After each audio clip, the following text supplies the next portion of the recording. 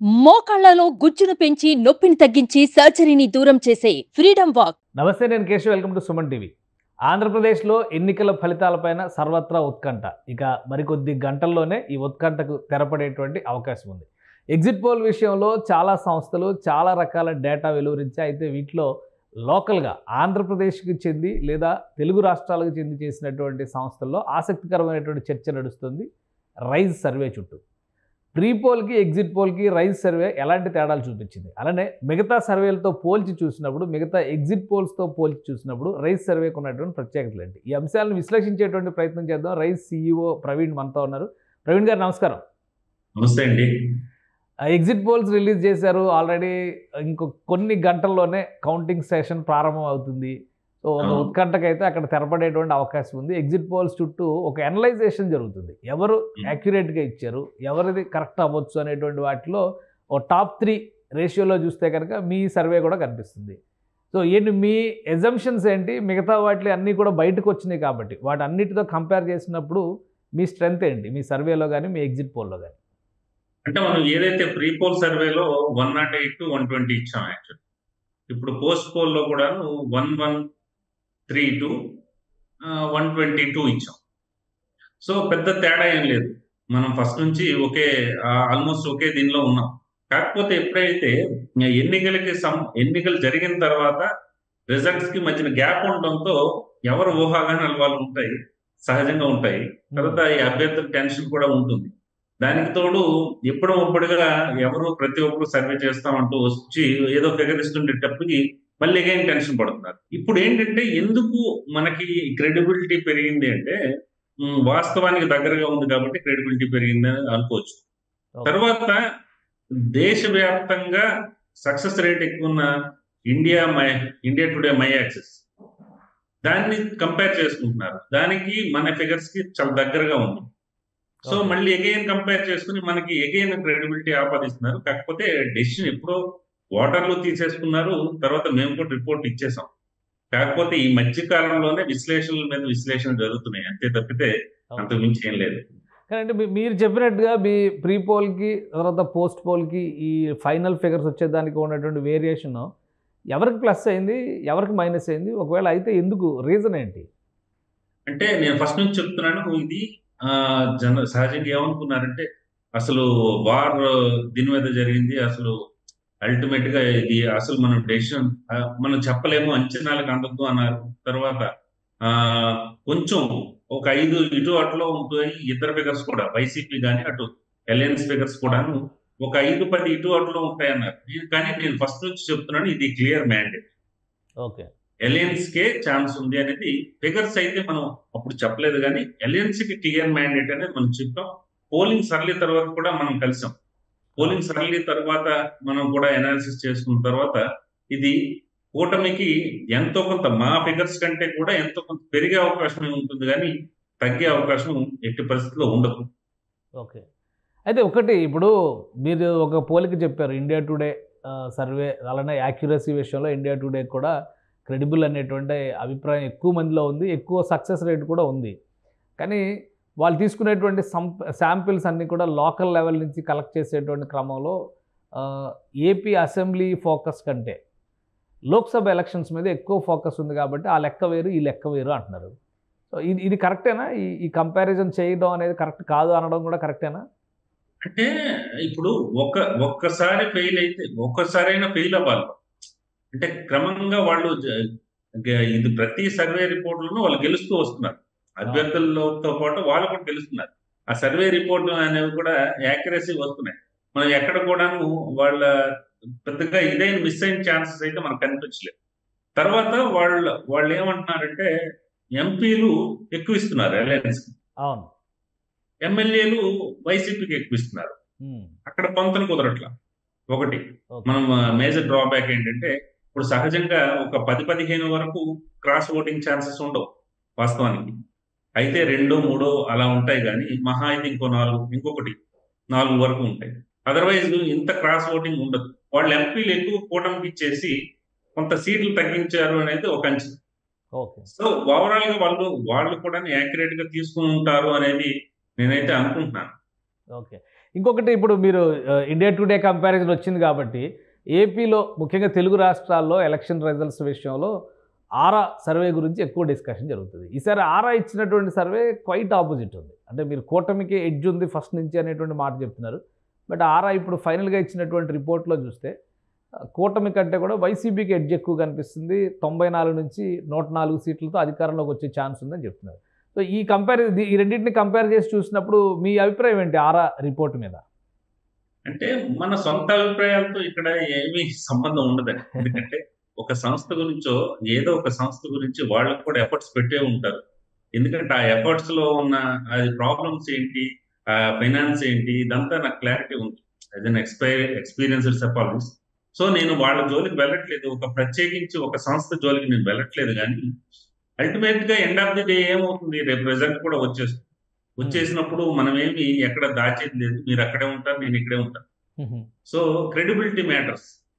విశ్వసనీయత కోల్పోతారు. విశ్వసనీయత కోల్పోయినప్పుడు వాళ్ళకి ఇది ప్యూర్లీ బిజినెస్ అండి. ఎవరెన్ని చెప్పినా కూడా బిజినెస్ అనేది తగ్గుతుంది. కానీ ఒకటైతే నేను చెప్పగలను, ఆ బిజినెస్ కి కంటే కూడా ఏదో పెద్ద ఆఫర్ ఉండి ఉంటుంది. క్రెడిబిలిటీని మనం పనంగా పెట్టాము. ఒకటి అది నెంబర్ 1. నెంబర్ 2 ఏంటంటే కొన్నిసార్లు మనం ఏం దైవాంశ సంబోధనం ఏం కాదు, సైంటిఫిక్ రీసెర్చ్ ఉంటుంది.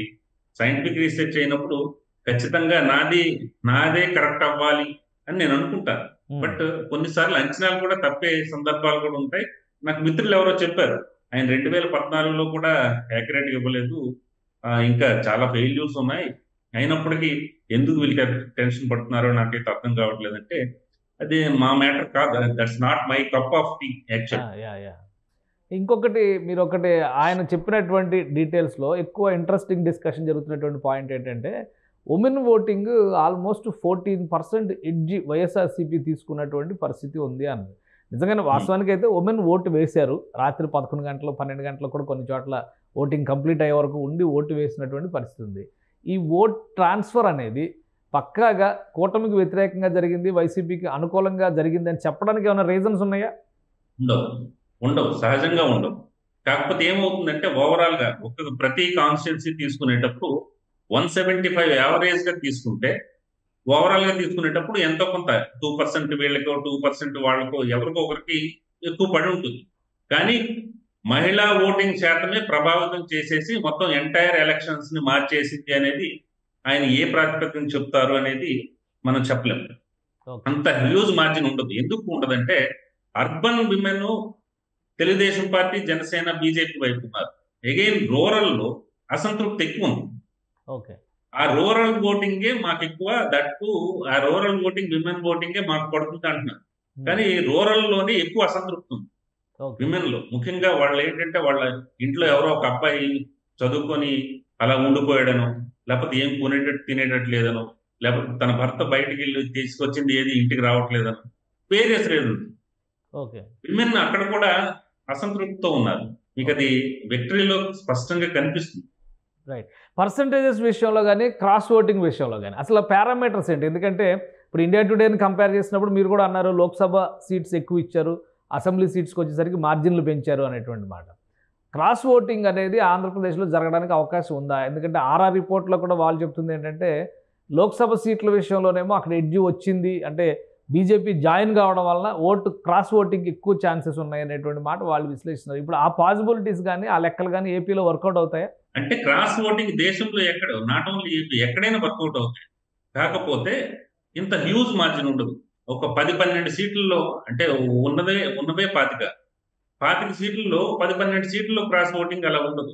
ఎక్కడైనా కూటమి ఉండేటప్పుడు ఖచ్చితంగా ఉంటుంది, అవకాశం ఉంటుంది. ఎందుకంటే మీరు for suppose Kakinada, Machilipatnam parliament తీసుకోండి, అక్కడ Janasena MP candidate, again TDP candidates, MLA candidates ఉన్నారు. అలాగే మీరు ఇది బీజేపీ తీసుకోండి, అనకాపల్లి కానీ రాజమండ్రి కానీ టీడీపీ ఎమ్మెల్యే క్యాండిడేట్స్ ఉన్నారు, అగైన్ బీజేపీ ఎంపీ క్యాండిడేట్స్ ఉన్నారు. అక్కడ కొంతవరకు ఛాన్స్ ఉంటుంది. కొన్ని చోట్ల ఏం చేస్తారంటే ఎమ్మెల్యేలే సహజంగా ఏం చెప్తారంటే నాకు ఇది వేయండి, అది మాత్రం ఇంకెవరికైనా వేసుకోండి ఉంటాయి, అది సహజంగా చెప్తుంటారు. కానీ అంత డ్రాస్టిక్ చేంజ్ అనేది ఉండదు. అన్ని ఎంపీ సీట్ల మీద ఆ ప్రభావం ఉండదు. మనం గమనించింది ఏంటంటే ఒకటి విజయనగరంలో ఒకటి విజయనగరంలో ఎక్కువ సీట్లు వైఎస్ఆర్సీపీకి వచ్చే అవకాశం ఉంటుంది. ఒక 4 వరకు వచ్చే అవకాశం ఉంటుంది. అక్కడ టీడీపీకి ఎంపీకి వేయాలని ఏమైనా క్రాస్ ఓటింగ్ జరిగిందా అనేది ఒకటి. తర్వాత రాజమండ్రి ఎంపీ సెగ్మెంట్ లో ఒకటి జరిగింది. అగైన్ తిరుపతిలో కూడా క్లియర్ వైఎస్ఆర్సీపీ క్లియర్ గా ఉంది. సో అంతకు మించి మనం ఎక్కడ పెద్దగా గమనించింది లేదు. ఇక్కడ కూటమి ఓట్స్ ట్రాన్స్ఫర్ అని కూడా వర్కౌట్ అయింది. ఎక్కడ కాకినాడలో అండ్ అగైన్ ఇక్కడ మచిలీపట్నం. సో అక్కడ అంతా లేదు. ఒక 2-3 సీట్ల వరకు తప్పితే ఎంత చేంజ్ అయితే ఉండదు. జనసేన పార్టీ విషయంలో మీరు ఫస్ట్ నుంచి కూడా ఒక రిపోర్ట్ ఇస్తున్నారు. ఇప్పుడు మీ ఫైనల్ రిపోర్ట్లో కూడా ఆల్మోస్ట్ 70 to 80%, ఎంపీ సీట్లు అయితే 100% అంటున్నారు. సో అసెంబ్లీ సీట్స్ కూడా 16 సీట్ల వరకు వచ్చే ఛాన్సెస్ ఉంది. అంత ఎడ్జి, అంత బలం జనసేనకి మీ ఎగ్జిట్ పోల్ టోటల్ ఎనాలిసిస్ల తర్వాత, అంటే ప్రీ పోల్ దగ్గర నుంచి కూడా మీరు ఒక మాట చెప్తూ వస్తున్నారు, బట్ టోటల్ ఎనాలిసిస్ తర్వాత కూడా అంత గ్రిప్ వచ్చిందా? లెక్క అలానే సరిపోతుందా దానికి తగ్గట్టుగా? అంటే ఇండివిజువల్ గా పోటీ చేస్తుంటే నేను ఈ ఫిగర్ చెప్పుండేవాడు. అది వాస్తవానికి ఏంటంటే కూటమి బలం అనండి. ఒక చోట ఇప్పుడు నెల్లిమర్ల ఒక సెగ్మెంట్ తీసుకోండి, అసెంబ్లీ సెగ్మెంట్. నెల్లిమర్లలో తెలుగుదేశం పార్టీ బలంగా ఉంది. జనసేన తెలుగుదేశం స్థాయిలో లేదు. అసలు 25% కూడా తెలుగుదేశం పార్టీకి 25% కూడా ఉండదు. కొన్ని చోట్ల తీసుకుంటే జనసేన బలంగా ఉంది. కొన్ని చోట్ల జనసేన బలంగా ఉంది. ఇప్పుడు ఏంటంటే ఇక్కడ ఈ అంతర్గత ఒప్పందాల కారణంగా ఇక్కడ ఓట్ ట్రాన్స్ఫర్ అక్కడ ఓట్ ట్రాన్స్ఫర్ ఇక్కడ 80% వరకు జరిగింది కాబట్టి ఖచ్చితంగా అవకాశం ఉంటుంది అనేది ఒక అంచనా. తర్వాత మీ నెల్లిమర్లలో ఓవరాల్ గా మొత్తం ఎంటైర్ టీడీపీ క్యాడర్ సపోర్ట్ చేస్తే ఆవిడ గెలుస్తారు, లోకం నాగమాధవి. అలాగే చాలా చోట్ల ఈ ఓట్ ట్రాన్స్ఫర్ జరిగింది అనేది మన అంచనా యాక్చువల్గా. అంటే జనసేన లెక్కల్లో అది ట్రాన్స్ఫార్మ్ జరిగినప్పుడు బీజేపీ విషయంలో ఎందుకు పెద్ద నెంబర్ కనబడటం లేదు? దానికి ఏమైనా రీజన్స్ ఉన్నాయా? ఉన్నాయి. ఎందుకంటే బీజేపీకి ఏంటంటే బీజేపీ లేట్గా వచ్చింది ఒకటి, candidate selection procedure late. For suppose Anaparthi తీసుకోండి. అనపర్తి తెలుగుదేశం పార్టీ నల్లమిల్లి రామకృష్ణారెడ్డి సీట్ అది యాక్చువల్గా. చివరి నిమిషంలో ఇటు చేసి చివరి నిమిషంలో ప్రకటించారు. దానికి తోడు ఇంకో విషయం ఏంటంటే మీకు గ్రామీణ ప్రాంతాల్లో బీజేపీ సింబల్ వెళ్ళడానికి టైం పడుతుంది. వీళ్ళు చెప్పాలి, ఈ 3 పార్టీలు కలిసి అమ్మ ఈసారి ఈ పార్టీకి వెయ్యాలి అని చెప్పాలి. ఆ టైం ఉందా అనేది చూసుకోవాలి. మనకి ఎంటైర్ ఏంటంటే గ్రామీణ ప్రాంతమే కదా. సో ఎక్కువగా సింబల్ కూడా ఎఫెక్ట్ చూపిస్తుంది. మీకు అర్బన్ లో అయితే మాత్రం బీజేపీ వరకు ఓకే. సపోజ్ విశాఖపట్నం సరౌండింగ్స్ అట్లా ఓకే. మళ్ళీ అగైన్ రాజమండ్రి కానీ నర్సాపురం కానీ ఓకే, ఎందుకంటే గతంలో గెలిచిన సందర్భాలు ఉన్నాయి కాబట్టి. సో అది ఓకే, కానీ అదర్వైజ్ పెనట్రేట్ అవ్వడానికి తక్కువ టైం.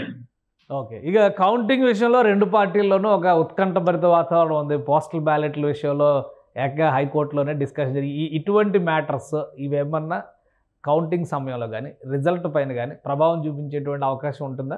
అంటే వాళ్ళ శ్రేణులకి ఆత్మస్థైర్యం నింపడానికి తప్పితే అసలు ఇది మ్యాండేట్ అనేది ఆల్రెడీ ఫిక్స్డ్. అది ఏమీ జరగదు. ఇప్పుడు ఎలక్షన్ కమిషన్ ఏదో ఏమార్చి చేయడానికి ఏమి ఉండదు ఇక్కడ. కాకపోతే మనం స్వయం తృప్తి అనేది అక్కడ ఉంటుంది. తర్వాత మన ఎవరైతే క్యాండిడేట్స్ ఉన్నారో వాళ్ళ శ్రేణులకి చెప్పుకోవడానికి ఉంటుంది తప్పితే already postal ballot Telugu Desam party, Janasena, బీజేపీకి 80 వరకు 75 to 80% వాళ్ళకి ఓట్లు పడ్డాయనేది ఒక అంచనా. ఎందుకంటే మనం చాలా మంది కనుక్కునేటప్పుడు డేటా తెప్పించుకునేటప్పుడు పడ్డాయనేది ఒక అంచనా. అందుకనే అభ్యంతరాలు లేవనెత్తుందా వైఎస్ఆర్సీపీ అనేది ఇక్కడ ప్రధాన ప్రశ్న.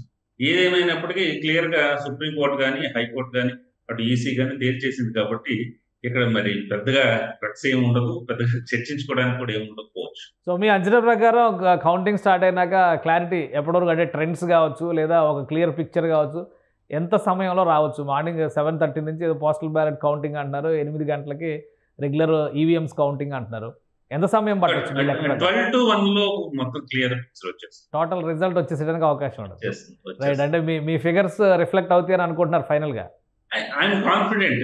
అదర్వైజ్ నా డేటా, నా కాన్ఫిడెన్స్. అదర్వైజ్ ఈ ఎమోషన్స్ ఇవేవి మాకు ఉండకూడదు కూడా. ఎందుకంటే పలానా కేశవ్ గారు చెప్పారు కాబట్టి ఇది మనం ఇటేద్దాము లేకపోతే ఇది ఇటేద్దాము అనేది అలాంటిది ఏమి ఉండదు. ఎమోషన్స్ ఏమి ఉండవు, కట్ త్రోట్ గానే ఉన్నాం. Data speaks and success speaks. Right. Thank you Praveen గారు, మీ అభిప్రాయం తెలియజేయండి. And all the best. Me figures మీకు సంతోషాన్ని ఇవ్వాలని చెప్పని ఆశిద్దాం. ఇది ప్రవీణ్ గారు చెప్తున్నటువంటి మాట. ఒకవైపు నుంచి మ్యాండేట్ క్లియర్గా ప్రజలు చెప్పేశారు, అయితే రాజకీయ పార్టీలు మాత్రం ఒకరి మీద ఒకరు ఒత్తిడి సృష్టించేటువంటి ప్రయత్నం చేస్తున్నారు. చివరి వరకు కూడా సస్పెన్స్ వాతావరణాన్ని నెట్టుకొచ్చేటువంటి ఎత్తుగడ మాత్రమే ఇది.